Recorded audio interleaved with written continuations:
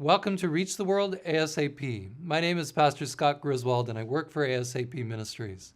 Recently, I drove from my home in Berrien Springs, Michigan to pick up my parents at the airport in Chicago. It was so cold, snow all around. I sat there at the baggage claim waiting for my parents to come. I had a lot of work to do, so I pulled up my computer and got to work. For a moment, it passed through my mind, there's a lot of people around me that come from all kinds of places that could be blessed by some witnessing. But I was busy. I was doing God's work.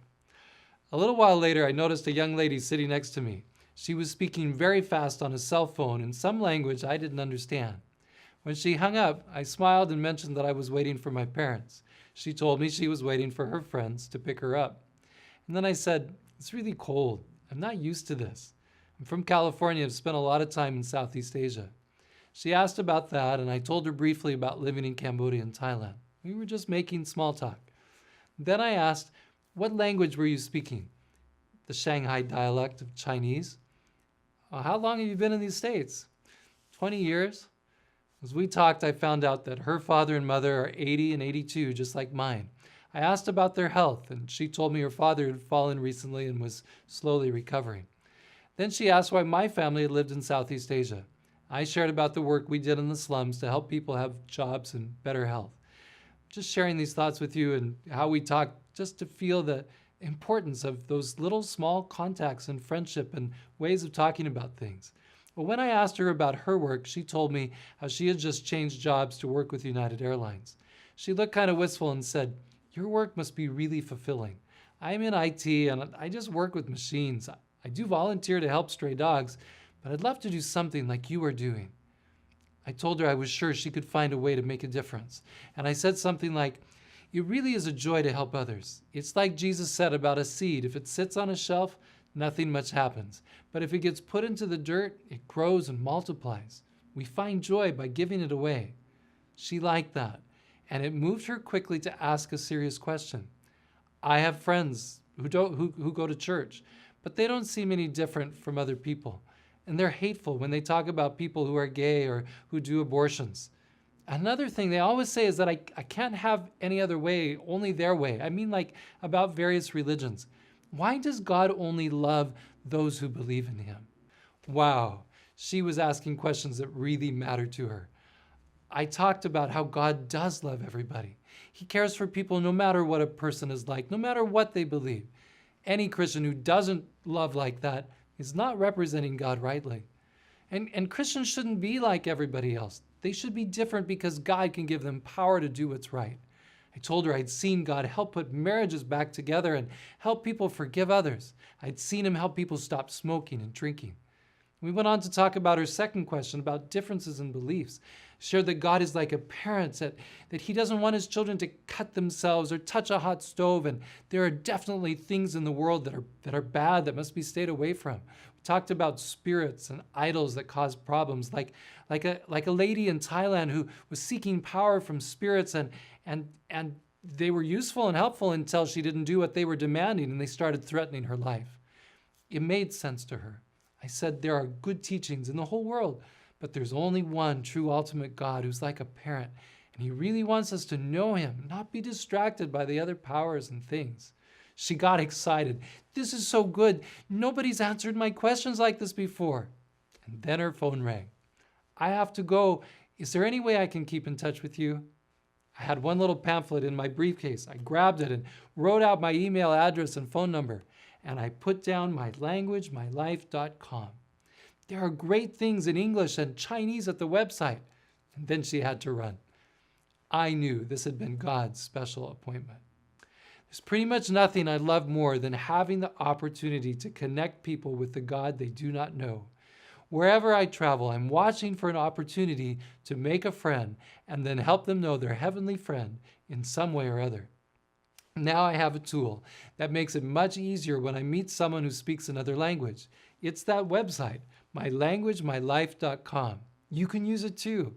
We put it together so that no matter where we meet, or no matter who we meet, we are likely to have something in his or her heart language. See what the card says? Watch videos, listen to good talks, read helpful studies. Do you miss hearing your heart language? mylanguagemylife.com. On the front page of the website is this map. So if I meet someone who speaks Vietnamese, it works like this. Click on the Asia part of the map.